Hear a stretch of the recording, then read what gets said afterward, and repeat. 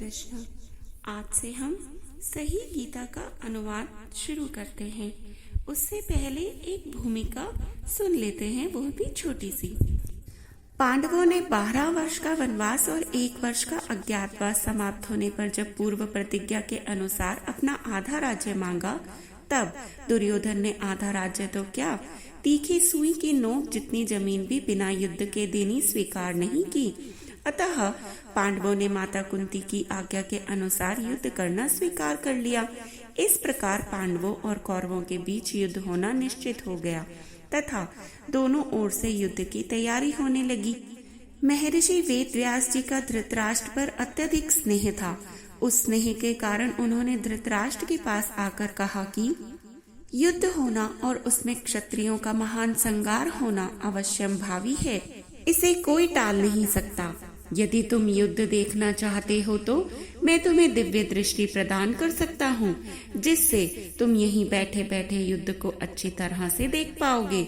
इस पर धृतराष्ट्र ने कहा, मैं जन्म भर अंधा रहा, अब अपने कुल के संहार को मैं देखना नहीं चाहता, परंतु युद्ध कैसे हो रहा है यह समाचार जरूर जानना चाहता हूँ।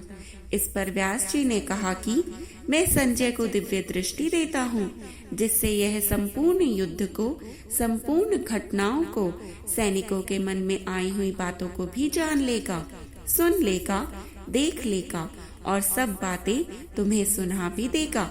ऐसा कहकर व्यास जी ने संजय को दिव्य दृष्टि प्रदान की और उधर निश्चित समय के अनुसार कुरुक्षेत्र में दोनों सेनाएं युद्ध के लिए तैयार थीं। तो इस प्रकार संजय जी द्वारा वर्णित इस भगवत गीता में सबसे पहला श्लोक धृतराष्ट्र जी का ही आता है। श्री गीता जी में 18 अध्याय हैं और पहले अध्याय को छोड़कर हर एक अध्याय में श्री कृष्ण जी और अर्जुन जी का संवाद बतलाया गया है। पहले अध्याय में कुल 47 श्लोक हैं, जिसमें से कि पहला श्लोक धृतराष्ट्र जी द्वारा बोला गया है। उसके बाद 20 श्लोक तक संजय जी उनको वर्णन देते हैं। तब 21वें श्लोक पे पहली बार अर्जुन जी बोलते हैं। फिर 4-5 श्लोक के बाद 24वें से लेकर 27वें श्लोक तक संजय जी बोलते हैं और फिर अर्जुन जी 28वें श्लोक से लेकर 47वें श्लोक तक बोलते रहते हैं और फिर दूसरे अध्याय के अर्थात गीता के दूसरे अध्याय के दूसरे श्लोक से श्री कृष्ण भगवान पहला श्लोक बोलना शुरू करते हैं और उसी के बाद से सही में जिसे कहा जा सकता है गीता ज्ञान की शुरुआत होती है।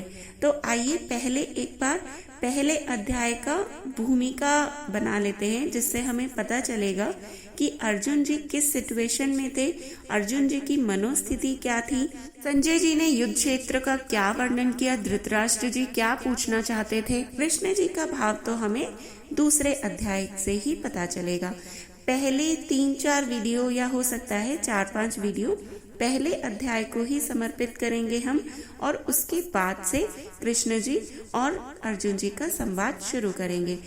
तो आज भूमिका में ही 3 मिनट का समय तो ऐसे ही व्यतीत हो गया है, तो हम सिर्फ एक ही श्लोक ले पाएंगे या 2 ज्यादा से ज्यादा, जिसमें धृतराष्ट्र जी का पहला श्लोक है जब वो पूछ रहे हैं कि धर्मभूमि कुरुक्षेत्र में एकत्रित और युद्ध की इच्छा वाले मेरे और पांडव के पुत्रों ने क्या किया। तो इस श्लोक को यदि हम मार्मिकता से देखें तो यह श्लोक हमें धृतराष्ट्र जी के संशय का परिचय देता है, क्योंकि धृतराष्ट्र जी ने पहले कुरुक्षेत्र को धर्म भूमि कहा। वो धर्म के नाम से ही बहुत ज्यादा व्यथित होते थे और उनको एक भय था, क्योंकि उन्होंने कभी धर्म का मार्ग अपनाया ही नहीं। इन्हें कुरुक्षेत्र की धर्म भूमि से काफी ज्यादा दिक्कतें थी और फिर भी उनके पास इतने सारे डाउट्स थे कि क्या हो रहा है, मेरे पुत्र क्या कर रहे हैं और पांडव के पुत्र क्या कर रहे हैं। आउटकम को लेकर बहुत ज्यादा संशय था। सबसे पहले तो वो कुरुक्षेत्र में ये युद्ध होने नहीं देना चाहते थे, क्योंकि उन्हें पता था कि कुरुक्षेत्र की जो हिस्ट्री है, जो उसका इतिहास है, उसका धर्म क्षेत्र होने का जो इतिहास है वह बाधा बनेगा, किंतु युद्ध क्षेत्र को चुनने में उनकी चली नहीं। तब संजय जी ने जो उत्तर दिया वो तो इतना ज्यादा प्रैक्टिकलिटी दिखाता है ना आपको। आप देखिए संजय जी ने सबसे पहले क्या कहा, धृतराष्ट्र जी ने केवल इतना पूछा कि मेरे और पांडव के पुत्रों ने क्या किया। वो कुछ भी बोल सकते थे, लेकिन पहले ये सुनिए जो उन्होंने बोला उसका हिंदी वर्णन।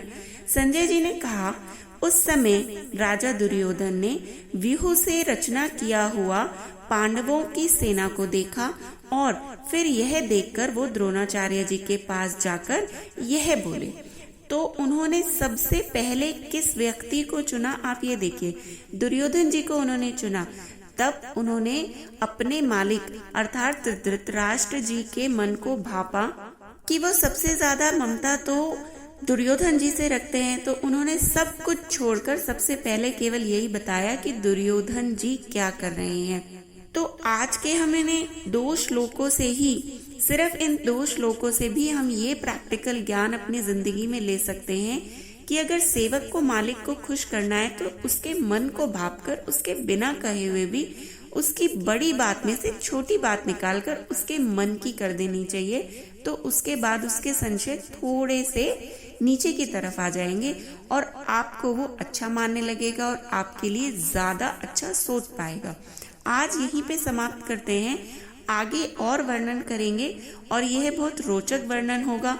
और यकीन मानिए इसमें मेरी बहुत मेहनत लग रही है और मैं बहुत मुश्किल से टाइम निकाल कर ये कर पा रही हूँ। तो कृपया इस श्रृंखला से जुड़िएगा और ये आपके लिए ही अच्छा रहेगा। जय श्री कृष्णा। कल फिर मिलेंगे।